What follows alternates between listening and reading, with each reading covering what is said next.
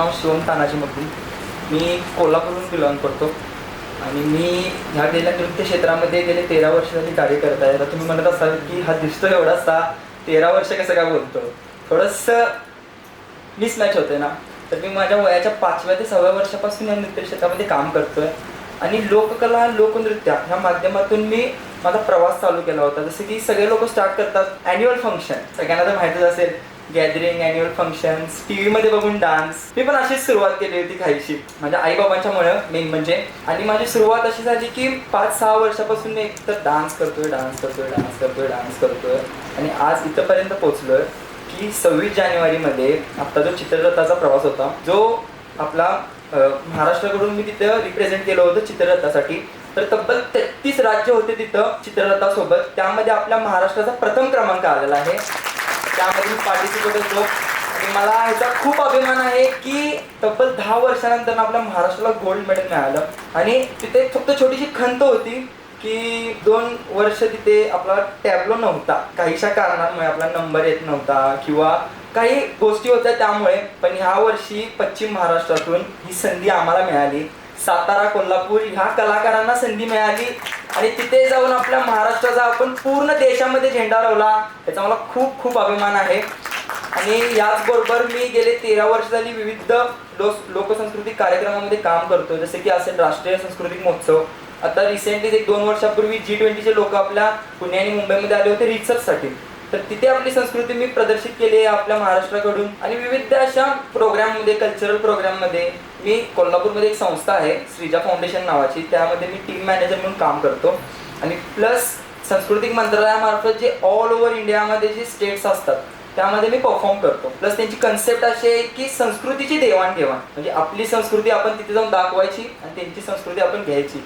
ह्यामध्ये खूप काहीशा लोकांना असं भेटायला मिळालं, बघायला मिळालं, नवीन नवीन गोष्टी शिकायला मिळाल्या. कारण की लोककला आणि लोकनृत्य एक अशी गोष्ट आहे की आपल्या महाराष्ट्रामध्येच आणि कोल्हापूरमध्येच 20 किलोमीटर सोडलं की एक नवीन गोष्ट चालू होते, एक नवीन परंपरा असते, नवीन समाज असतो, नवीन तिथल्या गोष्टी असतात. बरोबर आहे. तर आज तुम्ही सगळेजण म्हणत असणार की आज कोणाच तरी लग्न वगैरे काय आहे काय, हा गोंधळी आला, गोंधळ घालायला, असं वाटतंय का कोणाला? तर असं नाही, मी गोंधळ घालायला आलोय, मी जागर घालायला आलोय, पण तो देवीचा नाही, मी माझ्या लोककलेचा, लोकनृत्याचा जागर घालायला आलोय. तर फ्रेंड्स, तर मला एकच गोष्ट त्याला सांगायची आहे की लोककला आणि लोकनृत्य म्हणजे काय. तर लोककला आणि लोकनृत्य म्हणजे समाजातील लोकांनी आपल्या उत्सवासाठी, परत आपल्या महोत्सवासाठी, विविध कार्यक्रमासाठी जे एकत्रित येऊन केलेलं असतं ते म्हणजे आपलं लोकनृत्य आणि लोककला. तर याची सुरुवात संत परंपरेपासून ते छत्रपती शिवाजी महाराजांच्या काळापासून चालत आले. जसे आता वेगवेगळ्या समाजाची लोक असतात आपल्या महाराष्ट्रामध्ये. खास करून मी सांगू इच्छितो की बाहेरच्या राज्यात जर आपण गेलो ना तर 1-3, 1-4, 1-5, 1-6, 1-10 लिमिटेशन येते कुठेतरी लोककला आणि लोकनृत्यामध्ये. पण आपला महाराष्ट्र पूर्ण समृद्ध विविध लोककला आणि लोकनृत्याने भरलेला आहे, ज्यातील फारशा आपल्याला लोककला आणि लोकनृत्य माहिती आहे. तसं आता मी पोशाख केला, हा तर सगळ्यांना माहिती आहे, हा गोंधळाचा पोशाख आहे. पण असे वेगवेगळ्या पद्धतीची लोककला आणि लोकनृत्य आहे. तर आता ही 2 गोष्टी मी सारखं का म्हणतोय, तुम्ही म्हणत असशील की फोक डान्स तर आहे, लोककलाच तर आहे ना. पण नाही, लोककला आणि लोकनृत्यामध्ये थोडा का होईना 19-20चा फरक आहे. त्याची पूर्ण व्याख्या वेगळी आहे लोकनृत्याची आणि लोककलेची पूर्ण व्याख्या वेगळी आहे. तर लोककलेची व्याख्या कशी होते, तर लोककला म्हणजे माणसांनी आपला उदरनिर्वाह चालण्यासाठी जे केलेलं असतं त्याला म्हणतात लोककला. आणि लोकनृत्य म्हणजे जे उत्सवात, महोत्सवात केलं जातं, माणसांनी आपला आनंद साजरा करण्यासाठी केलं जातं, त्याला म्हणतात लोकनृत्य. हे काही गोष्टी ज्या आहेत त्या आतापर्यंत आपल्यापर्यंत कधीही पोहोचलेल्या नाही आहेत. जसं लोककलेमध्ये येतं की गोंधळ येतो, आईचा जोगवा येतो, त्यानंतर येते लावणी. आता लावणी सगळ्यांना माहिती आहे, लावणी तर सगळ्यांना माहिती आहे, महाराष्ट्राची शान लावणी. बरोबर आहे का नाही? ही फक्त एकच लोककला सगळ्यांना माहिती आहे. आणि जास्त करून बाहेरच्या राज्यात लोकांना एकच माहिती आहे की लावणी. पण आपल्या बाकीच्या विविध लोककला आहेत त्या कुठे आहेत, ह्या का आपल्याला दिसत नाहीत कुठे. तर मी परत एकदा मुद्द्यावर येतो की लोककलामध्ये येते लावणी येते, त्यानंतर भारुड येतं, त्यानंतर गोंधळी येतं, जोगवा येतं. लोकनृत्यामध्ये येतं लेझिम नृत्य, आषाढी एकादशीला केलेलं दिंडी नृत्य, त्यानंतर येतं धनगरी नृत्य. अशा काही प्रकारचे जे लोकनृत्य आहे जे तुम्हाला मी फरक सांगितलाच असेल. त्यामुळे आता इथून पुढे जेव्हा केव्हाही असं आलं आपल्या समोर की लोककला आणि लोकनृत्यामध्ये फरक काय, तर काहीसा फरक नाही, 19-20 फरक आहे, पण त्याची व्याख्या वेगळी आहे पूर्णपणे. तर फक्त आता लोककला आणि लोकनृत्य का केलं जातं, कोण मला सांगू शकेल की लोककला आणि लोकनृत्य का केलं जातं? तर मी सांगतो तुम्हाला. लोककला आणि लोकनृत्य केलं जातं आपल्या देशभक्तीचे गीतं सांगण्यासाठी, आपली इतिहास सांगण्यासाठी, आपल्या समाज प्रबोधन करण्यासाठी, आपल्या माणसांना एकत्रित आणण्यासाठी, आपल्या समाजासाठी कार्य करण्यासाठी. जसं की तुम्हाला सांगतो, पोवाड्यातून आपल्या छत्रपती शिवाजी महाराजांचा जो इतिहास सांगतो तो आपल्या पोवाड्यातून सांगतो. काही सरदारांच्या बद्दल जे बोलतात ते पोवाड्यातून बोलतात. समाजकारणाचं जे काम करतं ते लावणीमधून करतं. आत्ताच्या घडीला लावणी एक अशी गोष्ट आहे जी समृद्ध लोककला आहे, जी पुराण काळापासून चाललेली एक लोककला आहे. पण त्या लावणीकडे बघताना आज कुठेतरी आपली नजर जी आहे ती वेगळी आहे, पण लोक हो तसं नाही आहे. लावणी ही जुन्या परंपरेपासून समाजकार्याचं काम करते, जसं समाज प्रबोधनाचं काम करते. हे आतापर्यंत या लोकांना कोणालाच समजलं नाही आणि आतापर्यंत कोणाजवळही पोहोचलं नाही. त्यानंतर मी सांगू इच्छितो की एक लोककला आहे जी थोड्याफार लोकांना आता माहिती नसेल, आपल्या इथनं पुढच्या पिढीला तर अजिबात माहिती राहणार नाही. काय जरी केलं ना तरी कधी त्यांच्यापर्यंत पोहोचणार नाही ती गोष्ट. कारण सगळ्यांना 25 डिसेंबरचा सॅन्टा क्लॉज माहिती आहे, पण वासुदेव कोणाला माहिती नाही. बरोबर आहे का नाही? वासुदेव, पिंगळा ज्योतिषी, पण भारूड हे लोक कलाकार आज कुठेतरी हरवत चालले आहेत. त्यांच्यापासून आपण दूरदृष्टीला लांब जात आहे. तर आपल्याला त्यांच्यापर्यंत पोहोचायला हवं कुठेतरी. कारण की ते लोक काय चालले, आता आमची एक जी संस्था आहे श्रीजा फाउंडेशन नावाची संस्था, त्यांनी ना, मी तुम्हाला मजा सांगतो, म्हणजे मजा म्हणजे काय आहे आपल्यासाठी ना एक दुर्दैव आहे. आम्हाला पण असं झालं की अरे हे कसं होऊ शकतं. कोल्हापूरमध्ये ना देवल क्लब येथे एक महोत्सव ठेवला होता आम्ही, महाराष्ट्राची लोकधारा नावाचा. तर तिथं सगळे लोक कलाकार, लोकनृत्यकार आम्ही पूर्ण विविध महाराष्ट्रातून बोलवले होते आणि आपल्या लोकांसाठी तो कार्यक्रम ठेवला होता. देवल क्लब मध्ये तर सगळ्यांना माहिती आहे की मोठं ऑडिटोरियम आहे, सगळ्या गोष्टी आहेत. त्याची आम्ही जाहिराती भरपूर केली, सगळ्या गोष्टी भरपूर केल्या. पण ज्या दिवशी कार्यक्रम होता ना त्या दिवशी मोजून फक्त 15 लोक होते, फक्त 15 लोक होते बघायला. आम्हाला देखील वाटलं की ओके चला ठीक आहे, आपण कुठेतरी मार्केटिंग मध्ये कमी पडलो असेल, लोकांपर्यंत आपण पोहोचलो नसेल. पण त्याच्या एक आठवड्यानंतर ना वेस्टर्न म्युझिकचा शो होता, त्यावेळी हाऊसफुल मात्र नक्कीच होतं. मग असं का? आपली लोककला, आपली संस्कृती, आपली परंपरा आहे, आपल्या पूर्वजांपासून काळात आलेली एक आपल्या मातीची ओळख आहे. असं विविध चित्रानं भरलेली ती एक गोष्ट आहे जी आपल्यापासून ती पुढच्या पिढीपर्यंत जाणार आहे. त्यासाठीच मी आज इथं आलोय की आपली लोककला, लोकसंस्कृतीची ओळख करून द्यायला. तर मित्रहो, आता जसं मी तुम्हाला म्हणलं वासुदेवची गोष्ट सांगितली, तसंच अजून काही लोक कलाकार आहेत ते त्यांचा उदरनिर्वाह चालवू शकत नाहीयेत, तो तिथं कुठेतरी ठप्प व्हायला लागला.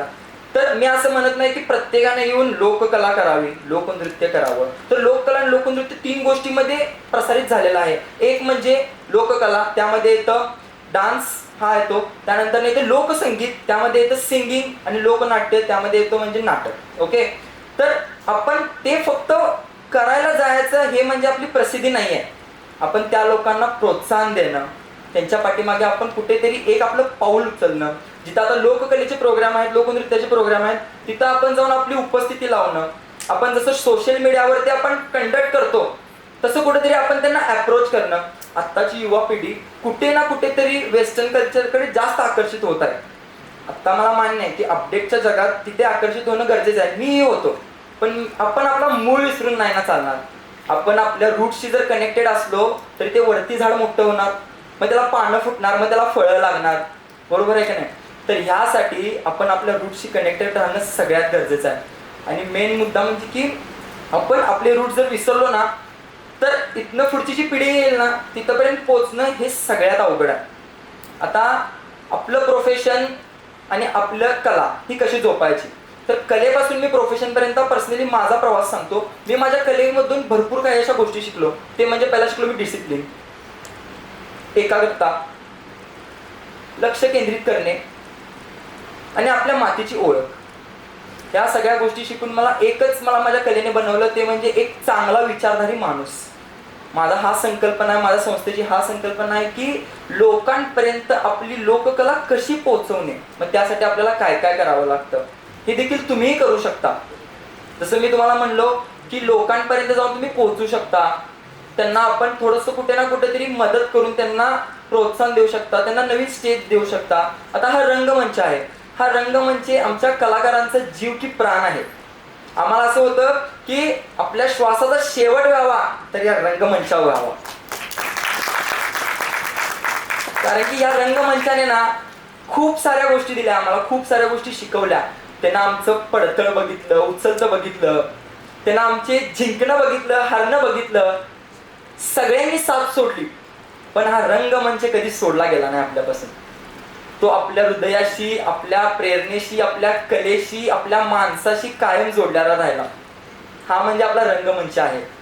तर या रंगमंच त्यांना उपस्थित करून द्या, कुठे ना कुठेतरी त्यांना वाव द्या, त्यांच्या कलेला वाव द्या. कारण की हे असंच जर चालत राहिलं तर आपले जे लोक कलाकार आहेत ना ते हळूहळू ना आपल्याला दिसायचे बंद होणार आहेत. असा वासुदेव आता दिसतो का कुठे मला सांगा? तुमच्या आजी आजोबांना विचारा, यंगस्टर सगळे लोक तुमच्या आजी आजोबांना विचारा, तुमच्या आई बाबांना विचारा की वासुदेव ना सकाळ सकाळी जो वाजवत यायचा ना तो तिची बासरी आणि तिची चिपळी, आहा अशी कानात स्वर सकाळपासूनच चालू व्हायची. आता पिंगळा ज्योतिषी किती जणांना माहिती आहे मला सांगा? माहिती आहे? सर तुम्हाला माहितीच असेल. हा त्याची मजा काय होती, तो कसा यायचा, डुंगडुंग डुंगडुंग डुंगडुंग डुंगडुंग करत यायचा. ती मजा जी होती ना त्याची ती मात्र अप्रतिम. तो भविष्य सांगायचा. असे जे लोक कलाकार, भारूड करणारे कलाकार, असे जे विविध करणारे लोक कलाकार आहेत ना ती खूप म्हणजे खूप आता दिसायची बंद झाली तिथं. पण आपल्या पश्चिम महाराष्ट्रात कुठे ना कुठेतरी त्यांना ओळख आहे. पण पूर्ण महाराष्ट्राचं काय, अशी किती, आता मी तुम्हाला उदाहरणार्थ फक्त 3 गोष्टी सांगितल्या, 3 लोककला सांगितल्या, पण अशा आपला महाराष्ट्र समृद्ध लोककलेनं भरलेला आहे. मग यातल्या आपल्या किती लोककला आपल्याला माहिती आहेत आणि किती आपल्यापर्यंत पोहोचल्यात. तर माझं फक्त एकच म्हणणं आहे की लोककला, लोकसंस्कृती आपण जपत राहूया आणि तिथून आपली कशी पुढे वाटचाल करत राहतो हे आपण बघूया. तर ज्यांना कुणाला आता ह्या गोष्टीची आवड आहे, आता मी गेले 13 वर्ष झाली या गोष्टीमध्ये काम करत आहे. तर माझा प्रवास इथपर्यंत कसा आला, आता माझं पॅशन जे आहे मी प्रोफेशन कसं बनवलं. तर मी या गोष्टीमध्ये काय केलं, तर मी जसं जसं मला माझ्या गुरुदर्शनांचं, परत माझ्या सहकाऱ्यांचं मला जे लाभलं, माझ्यापर्यंत त्यांनी जे त्यांचं शिक्षण पोहोचवलं, त्यानंतर मी फक्त माझं शिक्षण नव्हे तर माझ्या लोककलेचा जो जागर आहे, वेगवेगळी विविध पुस्तकं आहेत, जसे कला संगीत म्हणून एक पुस्तक आहे, तर ते वाचायला स्टार्ट केलं मी. त्यानंतर मला त्यामध्ये शिकायला असं भेटलं की आपण आपल्या मातीशी जेवढं जुडेल ना तेवढं आपण आपल्या पायावरती उभा राहील. हे मात्र मी नक्की शिकलो त्यातनं. तर माझं एकच म्हणणं आहे की आपण आपल्या गोष्टी विसरू नये आणि आपल्या लोककलेपर्यंत आपण पोहोचावं. आता माझ्या माध्यमातून, माझ्या फाउंडेशनच्या माध्यमातून आम्ही ते काम करतच आहे. पण कुठे ना कुठेतरी आत्ता जे इथं लोक आले त्यांनी पण कुठे ना कुठेतरी तिथेपर्यंत पोहोचावं आणि तिथंपर्यंत आपला भाग द्यावा, हीच माझी विनंती आहे. आणि ह्यासोबत आपलं एज्युकेशन, मी तुम्हाला माझा एक छोटासा अनुभव सांगतो. आम्ही एका स्कूलमध्ये ना ॲज अ कोरिओग्राफर म्हणून गेलो होतो तिथं. आणि तिथे गेल्यानंतर ना त्यांनी आम्हाला विचारलं की ओके तुम्ही डान्स बसवणार आहे का? ओके ठीक आहे, चल डान्स बसवणार आहे तुम्ही, ओके असं तसं बघितलं आम्हाला त्यांनी. मग आम्ही असं होतो की हां मॅम आम्ही हे डान्स बसवतोय. मग ते आमच्याशी बोलताना असे होते ना थोडे की ओके अरे तू हे कर, तू ते कर, तू हे कर. पण त्यांना ज्यावेळी मी सांगितलं ना की त्यांनी विचारलं आम्हाला की तुम्ही काय शिकताय, तर मी त्यांना सांगितलं की मॅम मी मास्टर्स करतोय MA मध्ये आणि मी आता 2nd इयरला आहे. ते असं झाला, ओके सर तुम्ही मास्टर्स करताय, म्हणजे जेवढं महत्त्व बाकी सगळ्या गोष्टींना आहे तेवढंच एज्युकेशनला आहे. तर यंगस्टरांना आणि जेनची जनरेशनला माझं एकच सांगणं आहे, तुम्ही तुमचं पॅशन फॉलो करा, सगळ्या गोष्टी फॉलो करा, पण एज्युकेशन हे प्रत्येक क्षेत्रामध्ये इम्पॉर्टंट आहे. त्याचं कुठे ना कुठेतरी आपल्याला हे करावं लागतं. आता मी तुमच्या समोर एक छोटंसं आपल्या लोककलेचं एक सादरीकरण करतोय, ते तुम्ही सगळ्यांनी बघावं हीच माझी इच्छा आहे.